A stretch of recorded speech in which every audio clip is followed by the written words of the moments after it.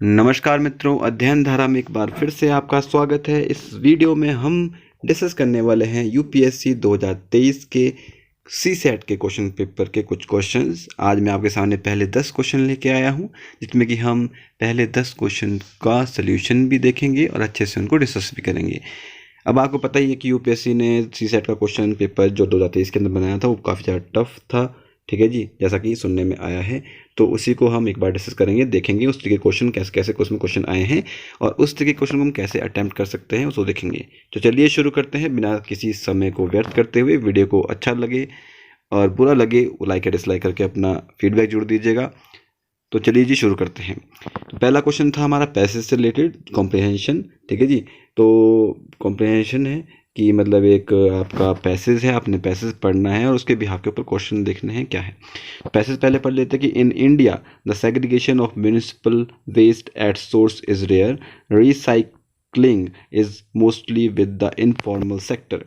More than three-fourths of the municipal budget goes into collection and transportation, which leaves very little for processing, resource recovery, disposal. Okay, and where does waste to energy fit into all this? Ideally, it fit in the chain after segregation between wet waste and the rest, collection, recycling, and before getting the landfill. Which technology is most appropriate in converting waste to energy depends on what is the waste, and that is biodegradable versus non-biodegradable component and its calorific value. The biodegradable component of India's municipal solid waste is a little over 50%, and the biomethanation offers a major solution for processing this. तो ये आपका जो है waste material जो municipal waste होता है उसके behalf के ऊपर क्वेश्चन था, उसके बिहाफ के ऊपर पैसेज था। क्वेश्चन हम देखते हैं कि सबसे पहले क्वेश्चन क्या था। क्वेश्चन था पहला कि based on the above passage find the assumption have been made, कि क्या अजम्पशन हम ले सकते हैं। Collection, processing and segregation of municipal waste should be with government agency. तो ऐसी तो हमने कोई बात की ही नहीं इसमें कि गवर्नमेंट एजेंसी के पास होना चाहिए कि प्राइवेट एजेंसी के पास होना चाहिए, तो ये तो स्टेटमेंट गलत हो जाएगा। दूसरा, resource recovery and recycling require technological input that can be best handled by private sector enterprises. तो ऐसा भी हमने कोई बात नहीं की थी कि गवर्नमेंट वाले अच्छा कर सकते हैं, प्राइवेट वाले अच्छा कर सकते हैं। बस हमने बात इस चीज़ की थी कि वेस्ट सॉलिड वेस्ट मैनेजमेंट कैसे होना चाहिए, वेट वेस्ट कैसे होना चाहिए, उसका सेग्रीगेशन कैसे होना चाहिए, किस तरीके से क्या हालात हैं, तो उसके पास था। तो neither one nor two is the answer, answer is D of the first question. Second question था आपके सामने कि which one of the following statement best reflect the crux of the message, ठीक है जी। तो देखो पहला क्या है, generation of energy from municipal solid waste is inexpensive. हमने एनर्जी की बात तो यहाँ पे की नहीं कि कैसे जनरेशन करना है। हमने बात की कि हमने पहले ये बात हमने की थी कि हमें जब सॉलिड वेस्ट मैनेजमेंट या फिर वेस्ट मैनेजमेंट करना ही नहीं आता है तो एनर्जी की बात कैसे करेंगे। हमारा सारा बजट तो इसके ओनली कैसे इसका ट्रांसपोर्टेशन करना है, इसको इकट्ठा करना है, उसके में लग जाता है, तो एनर्जी की बात कैसे करेंगे। लेकिन एनर्जी इनफैक्ट इनएक्सपेंसिव है, इसकी बात नहीं हमने की थी, क्रक्स नहीं है इसका में, ठीक है। दूसरा, biomethanation is the most ideal way of generating energy from the municipal solid waste, ये भी इसका क्रक्स नहीं है। सेग्रीगेशन की बात की गई थी ऑल ओवर इसमें कि सेग्रीगेशन कैसे किया जाएगा, पृथक्करण कैसे किया जाएगा of municipal solid waste is the first step of in ensuring the success of waste to energy plant. तो आंसर इज सी, कि कैसे हम उसको कर सकते हैं, तो आंसर इज सी हो जाएगा, ठीक है जी। तो पहले दो क्वेश्चन हमने कर लिए। दूसरा पैसेज भी पढ़ते हैं। दूसरा पैसेज आपके किस बेस के ऊपर था, ये देखते हैं। ऑर्गेनिक फार्मिंग के ऊपर बेस्ड है कि there is a claim that organic farming is inherently safer and healthier, and the reality is that because the organic farming industry is still young and not well regulated in India, farmers and consumers alike are not confused about what products are best for them, but sometimes use products in ways that they harm as well. For example, since organic fertilizer are difficult to obtain as on large scale in India, farmers often use farmyard manure, ठीक है जी, which may contain toxic chemicals and heavy metals. Certain plant sprays such as datura flowers and leaf sprays have an element called atropine, and if it is not applied in the right dose, it act as a nervous system can act on the nervous system of the consumer. Unfortunately, much and when to use it are not well researched or regulated issues। ठीक है, organic farming के बारे में कि हमें अच्छी जानकारी नहीं है कि किस तरीके से हमने इसका मतलब सोल्यूशन करना है, कैसे हमने कितना मात्रा में जो फर्टिलाइज़र यूज़ करना है, क्योंकि ऑर्गेनिक फार्मिंग हम बहुत लार्ज स्केल के ऊपर नहीं कर सकते हैं और इसके लिए अच्छी जानकारी हमारे पास नहीं है, ये बात की गई थी। तो क्वेश्चन तीसरा क्या है, देखते हैं कि पैसेज की बेस के ऊपर एजम्पशन क्या लगा सके। Organic farming is inherently unsafe for both farmer and consumer. तो ये तो गलती है, क्योंकि पहले ही लिखा गया सामने ऑर्गेनिक फार्मर इज़ इनहेरिटेंटली मतलब क्या है, सेफर एंड हेल्दियर है। ठीक है जी, तो ये तो पहला जब गलत हो जाएगा। ठीक है, farmer and consumer need to be educated about eco friendly food. तो यस, सेकंड टू ओनली जो आंसर हो जाएगा, दूसरा बी आंसर हो जाएगा। चौथा क्वेश्चन क्या था, which one of the following statement reflect the most logical rational practical message conveyed by the author. तो in India organic farming should not be promoted as a substitute for conventional farming. नहीं, there are no safe organic alternative है, नहीं, ऐसा भी नहीं बात की गई है। हमने बस बात की थी गाइड कर देना चाहिए, हेल्प करना चाहिए ताकि ऑर्गेनिक फार्मिंग को हम सस्टेनेबल बना सके। तो फार्मर को गाइड करना is the best about it. Okay, तो आंसर विल बी सी। तो चौथे का आंसर क्या हो जाएगा, सी, की हमने क्या करना है, आप अच्छे समझ सकते हैं इस चीज़ को। ओके, अब नेक्स्ट पैसेज क्या था हमारे पास, फूड कंजम्पशन से रिलेटेड था कि food consumption pattern have change substantially in India over the past few decades. This has resulted in the disappearance of many nutritious food such as millets गायब हो चुके हैं। While food grain production has increased over 5 times independence, it has been sufficient address the issue of malnutrition बहुत ज़्यादा बढ़ गया है। For long, the agriculture sector focused on increasing food production, particularly staples, which led to the lower production and consumption of the indigenous traditional crop grains, fruits, and other vegetables, impacting food and nutrition securities in the process. Further intensive monoculture agriculture practices can perpetuate the food and nutrition security problem by degrading the quality of land, water, and food derived through them। ठीक है जी, अब question क्या था इसके सामने, question था कि passage पढ़ो और एजम्पशन बताओ। To implement a sustainable development goal can and to achieve zero hunger goal, तो इसके बारे में हमने बात की ही नहीं, तो पहले ही काट दो। Dependence on a few crops has negative consequences for human health and ecosystem. तो ये है कि अगर पर्टिकुलर एक ही क्रॉप के ऊपर हम अगर फिक्स रह जाते हैं, तो इसके बारे में हमने बात ही की थी कि माल न्यूट्रिशन वगैरह बहुत ज़्यादा हो जाता है अगर हम एक ही ड्रॉप के ऊपर मिलेट्स नहीं उगाएंगे। ठीक है, वेराइटीज़ नहीं होंगी हमारे खाने के अंदर, तो ऑब्वियसली बात न्यूट्रिशन कम होगा, माल न्यूट्रिशन बढ़ जाएगा। Government policies regarding food planning need to incorporate nutrition security, तो उसके बाद हमने बात की थी, यहाँ सिक्योरिटीज़ की बात यहाँ पे की थी जब हमने। ठीक है जी, उसके बाद for the present monoculture agriculture practice farmer receive subsidies in the, subsidy की बात हमने की ही नहीं, तो answer will B 2 and 3 only. दूसरा और तीसरा सही है, पहला चौथा गलत है, तो ये आपकी एजम्पशन आपकी सही हो जाएगी। ठीक है जी, अब मूव ऑन करते हैं नेक्स्ट क्वेश्चन के ऊपर, जिसमें कि हमने पैसेज के क्वेश्चन खत्म कर लिए हैं। अब क्वेश्चन थोड़ा सा है रीजनिंग टाइप का कि अब बॉक्स, वैसे तो मैथ्स ही है, अ box contain 14 black ball, 20 blue ball, 26 green ball, 28 yellow balls, 38 red balls and white balls. Black ball है आपके सामने। ठीक है जी, कौन कौन सी बॉल है पहले इसके बारे में देख लेते हैं कि एक तो ब्लैक बॉल है, दूसरी आपकी कौन सी बॉल है, आपके पास ब्लू बॉल है, तीसरी कौन सी बॉल है, ग्रीन बॉल है, फिर येलो बॉल है। ठीक है जी, ग्रीन बॉल है, येलो बॉल है और रेड बॉल है और आपकी वाइट बॉल है। 6 टाइप की बॉल है, black, blue, green, yellow, red and white. ठीक है जी, अब इसमें क्या बोला कि the smallest number n such that any n balls drawn from the box randomly must contain one full group of at least one colour is 175। अब आप देखो ना कि टोटल नंबर ऑफ बॉल कितनी है। ठीक है, पहले देखो टोटल नंबर ऑफ बॉल कितनी है आपके सामने कि टोटल नंबर बॉल कितनी है। देखो 4 6 10 और 18 8 26 4 30 की 0 3 हासिल, 5 3 8 3 11 2 13 2 15 2 17 18 180 बॉल सारी सारी आपके पास देखने को मिलेगी।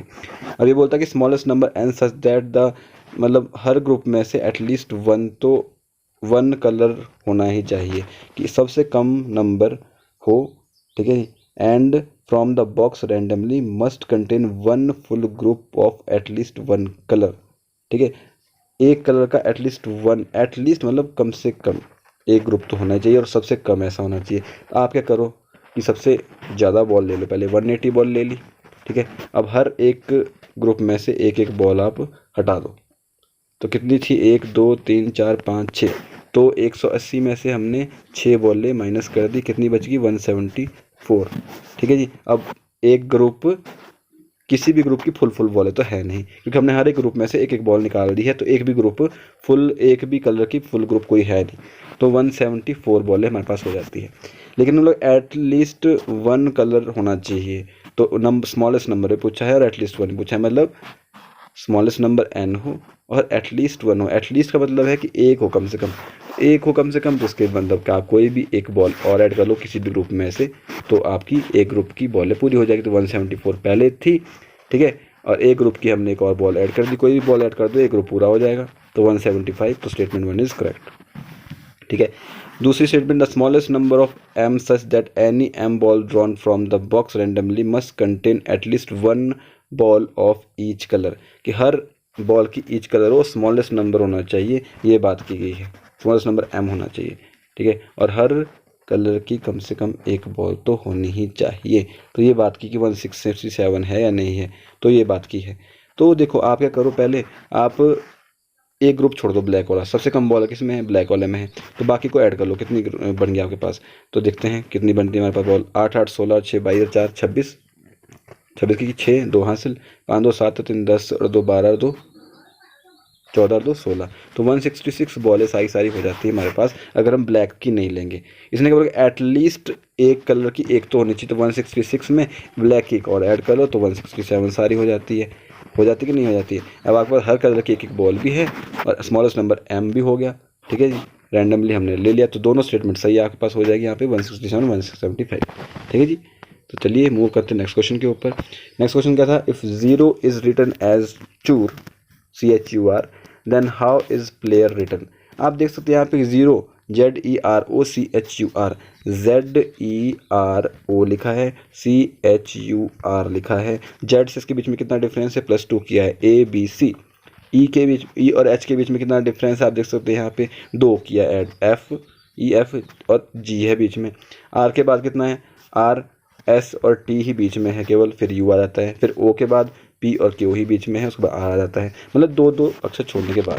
अब देखो पहले तो आप आंसर करने के लिए आप क्या कर सकते हैं कि पहले P का 2 ऐड कर दो, फिर L का ऐड कर दो, A का ऐड कर दो, और अगर जल्दी हमको टाइम बचाना है अगर अपना, तो क्या करेंगे, देखो पहला भी सेम है सब जगह, दूसरा भी सेम है, लास्ट का देख लेते एक बार फिर से, क्योंकि पहला अगर सेम है तो लास्ट का एक बार देख लो, लास्ट में अगर हमारा एक भी डिफरेंट आ जाता है तो हम आंसर डायरेक्ट हो जाते हैं। आर के बाद S और T छोड़ के क्या आएगा, U आएगा। U कहाँ पे है, इसमें नहीं, इसमें नहीं, इसमें नहीं, तो तीनों गलत हो जाएंगे, एक में है तो D आंसर हो जाएगा। शॉर्टकट नहीं है ये ट्रिक होता है, मेथड होता है, जिससे हम जल्दी को टाइम बचा के अपना क्वेश्चन कर सकते हैं। ठीक है, तो answer will be D। Okay, बहुत आसान था, रीजनिंग का क्वेश्चन था। नेक्स्ट क्वेश्चन रीजनिंग का ही है। Consider the following statement, A is older than B, C and D are of the same age, E is the youngest, F is younger than D and F is older than A। पूछा क्या है कि कितनी statement चाहिए पड़ेगी आपको अब question को ठीक करने के लिए, या फिर अब स्टेटमेंट को बताने के लिए कि क्या चीज़ है क्या चीज़ नहीं है। ओके, तो देखो ये बताना है कि ओल्डेस्ट कौन सा पर्सन है, तो सारे स्टेटमेंट जरूरी होगी। कैसे, देखो C इज इक्वल टू किसके बराबर है, D के बराबर है, ये बताया उन्होंने। इन E सबसे छोटा है, ठीक है, एंड E सबसे अगर छोटा है और A is older than B है, C is equal to D है, E इज़ द यंगेस्ट है, F is older than D है, F is older than A है। अब F is older than A तो F सबसे बड़ा हो जाएगा, इससे बड़ा किससे बड़ा, A से बड़ा है, A किससे बड़ा है, B से बड़ा है, ठीक है, B से बड़ा हो गया A। ओके, अब उसके बाद क्या है, F is younger than D, ठीक है, अब D से तो देखो C is equal to D था, F is younger than D तो F यहाँ पे आ जाएगा, ये A से भी बड़ा है, A B से बड़ा है, ठीक है, A B से बड़ा है, मतलब देखो ना कि C is equal to D, D is greater than F, F greater than A greater than B और B ग्रेटर देन हो गया E, क्योंकि E सबसे यंगेस्ट है। ठीक है, तो ये सारी स्टेटमेंट लगी तभी जाके हमने बता सके कि ऑल 5, तभी हमने बता सके कि ओल्डेस्ट कौन सा है। अगर एक भी स्टेटमेंट गलत हो जाती बीच में से, कोई नहीं बताई होती, तो नहीं आंसर होता, तो answer will be D, all 5 are necessary.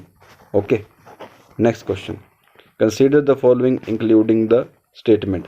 5 member है फैमिली के, बताना है कि कौन कौन सी स्टेटमेंट जरूरी पड़ जाएगी करने के लिए। A and B are married couple, मतलब A और B आर मैरिड कपल, दोनों की आपस में शादी हो चुकी है। ठीक है, D is the father of C, D is the father of C, ये फादर है भैया। E is D son, D is the father of C, ठीक है, ये इसका सन है। ई ये सन है, ये इसका फादर है। C and A are sisters, तो बस आंसर आपका हो गया। देखो कैसे, A married to B, A married to B, A and C are sister, A and C are sisters, तो ये सेंसर सिस्टर और ये मतलब मर्द होगा, ठीक है जी। ओके, सिस्टर है तो हमने बराबर लगा दिया, सिस्टर के लिए माइनस लगा दिया, लड़की के लिए माइनस और लड़के के लिए प्लस लग गया। मैरिड है तो यहाँ पे प्लस लग गया और बीच में आपने ऐसा कर दिया। अब सी किसका, D is the father of C, इसका फादर कौन है, डी है, तो ये फादर हो जाएगा। उसके बाद बोला ई इज़ द डी सन, इसका कौन, ई क्या है, इसका सन है।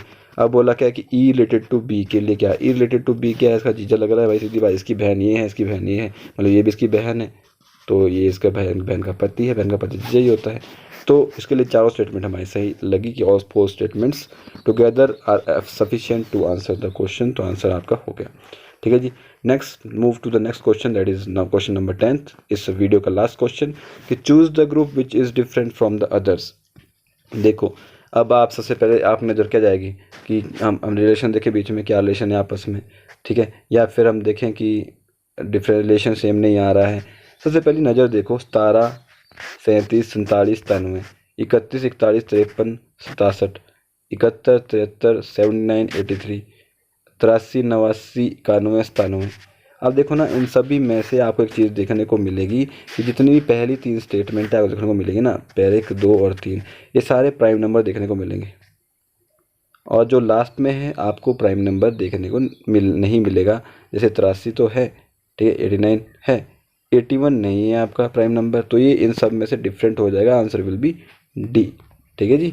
तो ऐसे हमारे को पता होना चाहिए प्राइम नंबर का कंसेप्ट यहाँ पे लगा है कि प्राइम नंबर क्या होते हैं, जो किसी एक और खुद के अलावा किसी और से नहीं कटते हैं, अभाज्य संख्या जिनको कहा जाता है, तो ये आपका आंसर हो जाएगा डी। तो इस तरीके से हमने 10 क्वेश्चन को देखा।